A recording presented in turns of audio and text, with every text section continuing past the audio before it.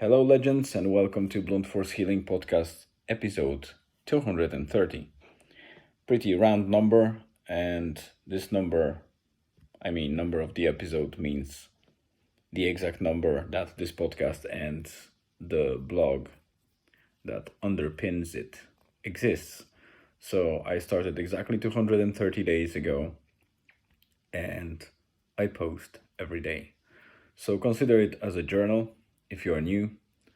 I post every single day something about how the day passed or what was the previous day, depending on the busyness of particular day.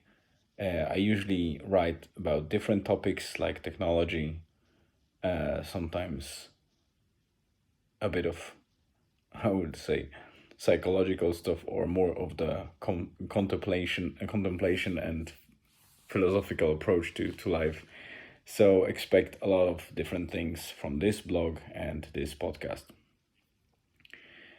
Yesterday, it was a stormy day. That's how I call the days when I'm out all day long and usually very far from Donegal. And that was exactly it. I went for the office day, so I had to drive very early in the morning for about 3.5 hours and spent the day in the office with a short break for a run with my friend Carlos. And after work, our company had a nice event. We went go-karting to an indoor venue, which I was before, but very, very long time ago, probably about 13 or 14 years ago, before Julian was born. So it was nice to get back into the karts and try it once again. Obviously, I was no match for top tier of the guys that were decent drivers. I still placed myself somewhere, I would say, in the middle, but didn't get to the final. They were beasts, and it was a very exciting time. We spent over 3 hours there with some food as well, and it was quite nice social event. After which I jumped into the car and headed straight into the Donegal, which took me another 3.5 hours, or probably even 4 hours, because I stopped on the way in Cavan, not only to top up coffee in my blood, but also to record the previous audio episode of the podcast and the video for Blunt Force Healing equivalent. So this episode will be also on the short side, mainly because it's quite late. I still managed to commit and fulfill the before 8 p.m. write-up, so it's much easier now, I would say, to do that routine of writing and podcasting. And I'm definitely on the safer side and go to sleep at fairly normal hours. I feel much more energized and much better, and I wake up early, which is great because it lengthens the day. So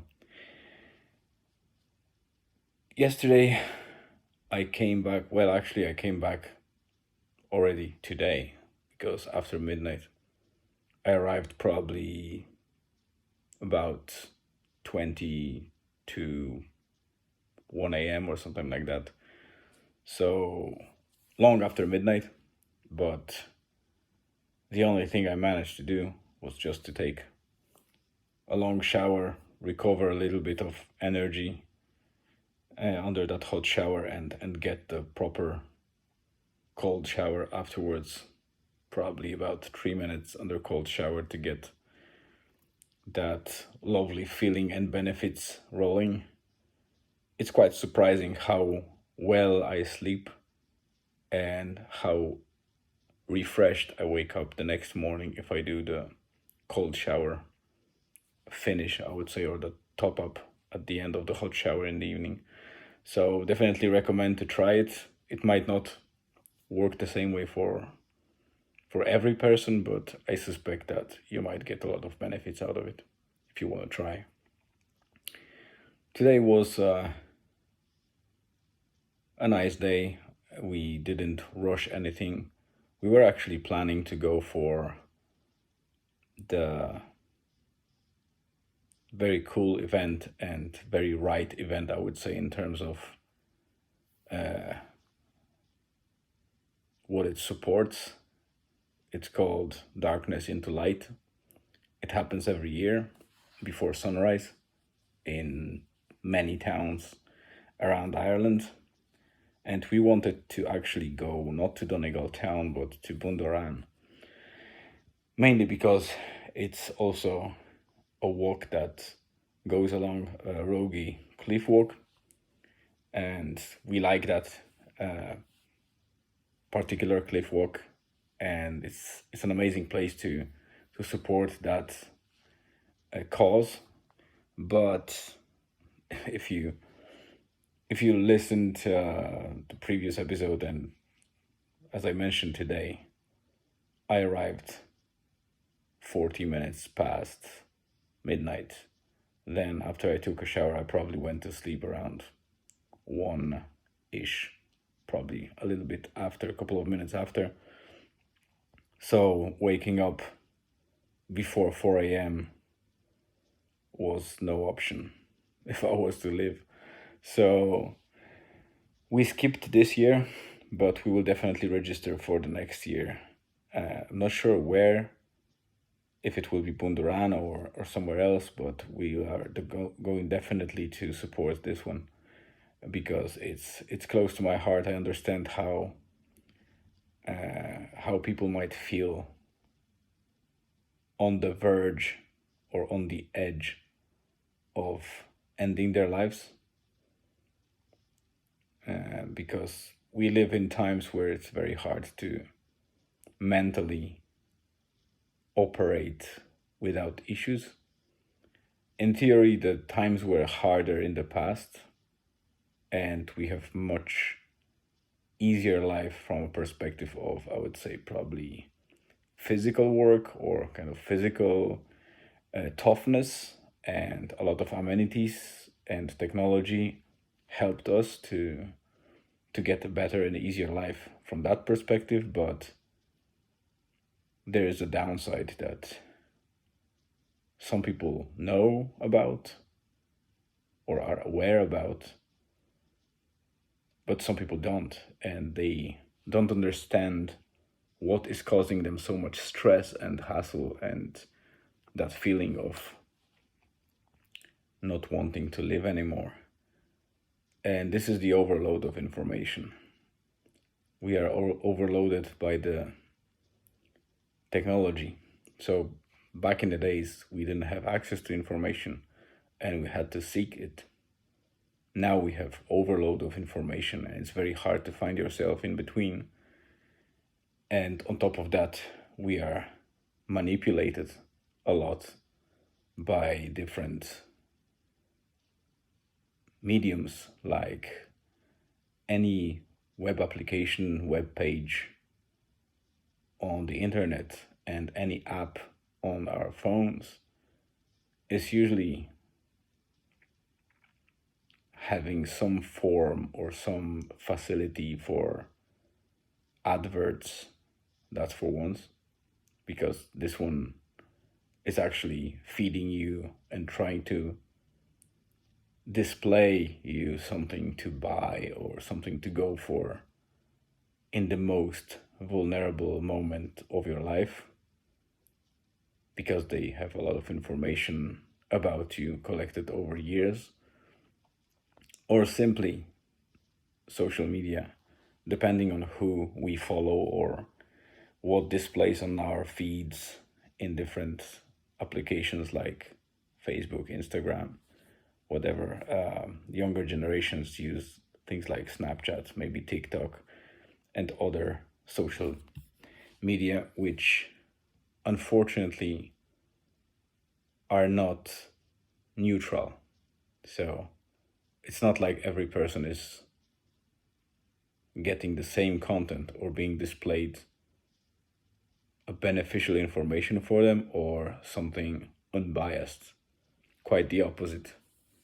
The longer we use social media, the more logarithm is making sure that we watch what keeps us close to the screen for longer. So not exactly what is beneficial for us, but what entertain us. And unfortunately, entertainment usually means something that consumes our time and gives us that little, I would say, amount of endorphins just to keep us going and feel a little bit like a happy person, or kind of feel good about the experience, but it's not the real experience. It's just a way to manipulate our system and our brains. So we feel that for a moment and then we want to feel it again. So it's not far from a simple drug. So we want more, and that's why we watch further. And if we don't find anything that satisfies us, we go off the screen. So obviously portals or applications like Facebook and Instagram and other ones like YouTube, they don't want us to go off the screen. They want us to keep watching and also pumping the adverts, because that's what they are paid for. So the longer you are on the screen, the happier the other side of the pond is, which means you are exactly consumer. You are something that delivers sense for them to exist, and they exist for money. Let's not be fooled by any other explanations. So I'm not saying that to avoid these things. They are part of our lives. Some people manage without Facebook and other mediums like Instagram or YouTube, and they're fine. Some people don't, and some people just use it sporadically. So it's just to keep you aware that it's a game and we are part of that game. So if you know how to play, if we know how to play the game, or we know the rules, it's much easier for us to have a little bit of control, as well as not be surprised consciously or subconsciously by the manipulation that they deliver and the way they want sometimes even upset us, because upset person needs to be uplifted in some way, or needs to get some means to get out of that down feeling. And how do they get that? Through entertainment. So it's a vicious loop. The more you get depressed, the more you want to be undepressed, and you watch more, which is basically just taking you deeper in that downward spiral. And children, be it a very young children that don't have that conscience yet, and they are giving devices in, in cots or prams from the very early age, as well as other kids that are just growing up in schools, having that environment around them where everyone starts using the phones or the tablets And then the further they go, they need those devices to kind of survive socially in that environment. So it's very important to not enforce anything to the kids, but rather speak to children and keep allowing them using those devices, but do our best to explain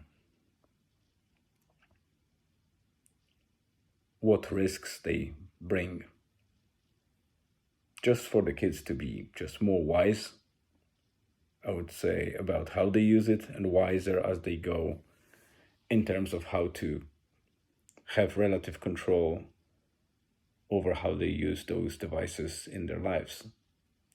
And maybe, just maybe, minimize or mitigate that influence of those devices so we can save some lives just by pure conversation with children. And that's what I do with my son. Julian is a very smart kid, like most of the kids are. Like, I would say that every kid is smart in their own way, but they just don't have enough attention. And a lot of parents are too busy thinking about their time and what they need to do next, but not enough time they spend listening to the actual children have to say and not answering their questions, which are plenty. So I understand that some adults might be a little bit annoyed, but that's our job. We should be listening and answering questions, regardless how stupid they might sound or silly, because they are never stupid. They might sound silly from time to time because we have that experience. We know the answers very often, sometimes don't. But if we know that it sounds straight away silly, and sometimes we just cut it short and say something not satisfying to our child. So guess what? What that child will do? If the question is uncomfortable for a parent and they avoid answer and I would say evade that conversation and avoid it, the only means that children have to get answers is ask colleagues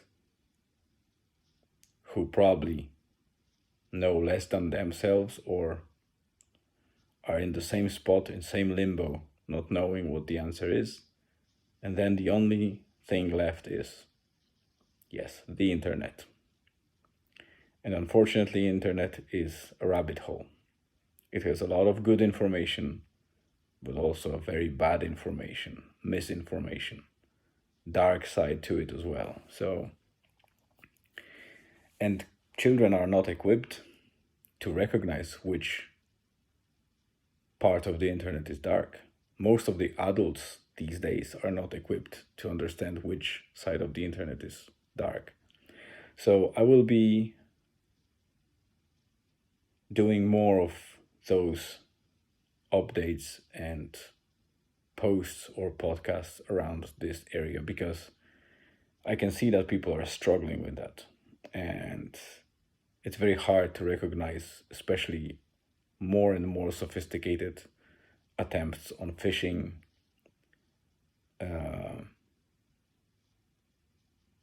scams, and other things like identity theft. A lot of people are getting accounts stolen on social media and they think that they just lost kind of couple of irrelevant things, but the truth is they lost their identity in some way because whoever takes over your account, they take over a lot of valuable information. Remember that it's not money that most of the companies are about these days. They're about the information, because the more information they have, the more money they can earn. So the money comes second. First is information about us. And the fact that one of the biggest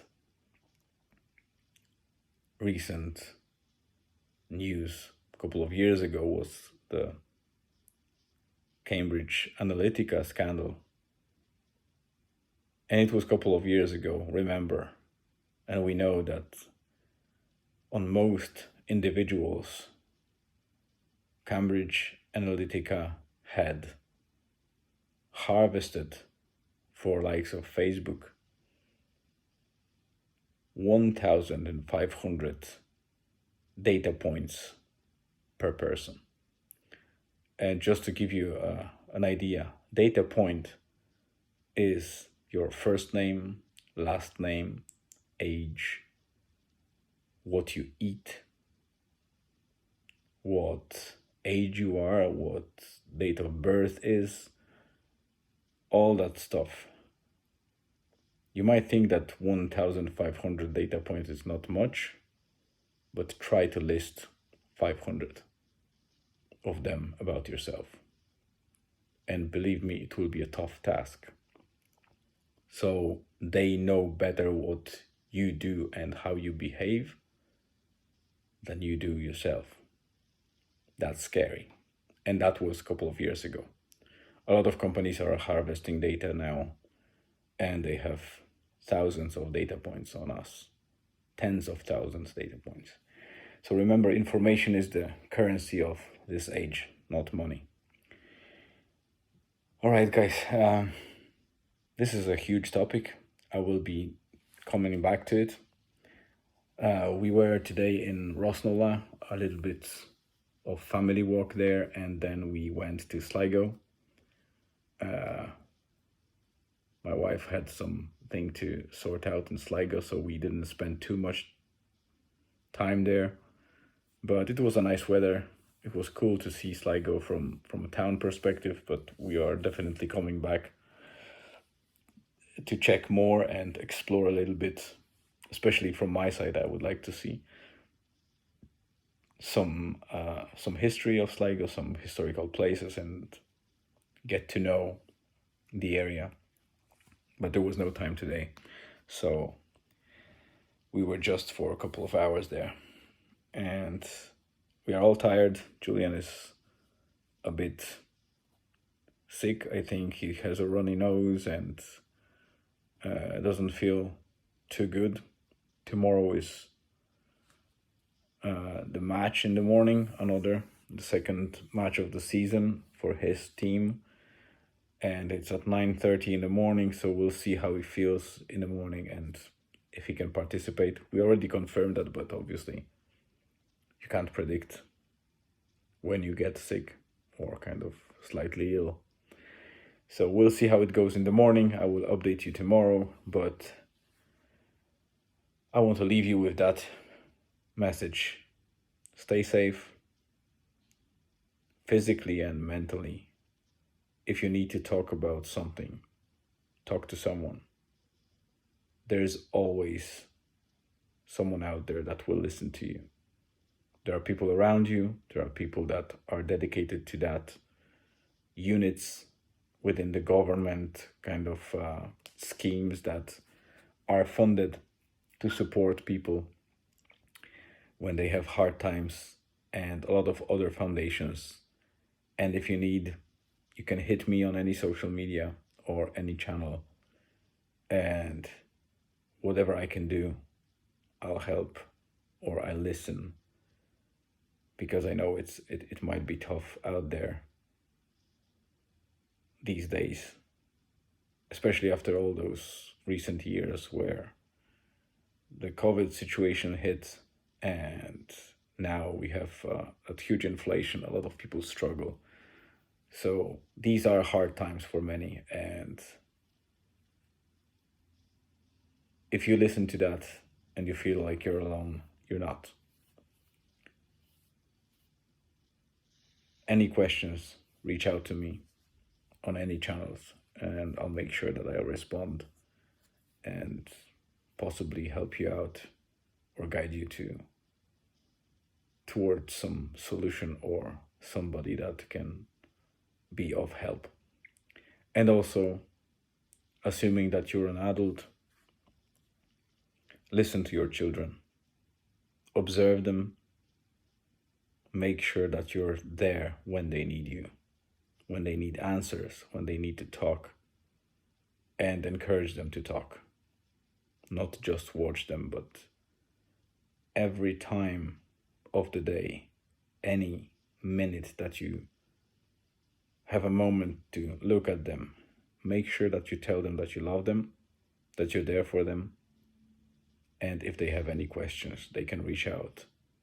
And while you're not the wisest person having all the answers, you will do your best to help them out. It's 26 minutes in. Thank you very much for listening and spending that time with me. I really appreciate that. You could have spent that 26 minutes with somebody else or doing something else. And that time is burned to some extent with me. And I really appreciate that you chose this medium to spend that time with me. And I hope you don't feel like you wasted it. So, wrapping up now, stay safe there. Remember you're not alone, and remember about your kids if you have them, and talk to them. Stay tuned. Have a great night. See you tomorrow.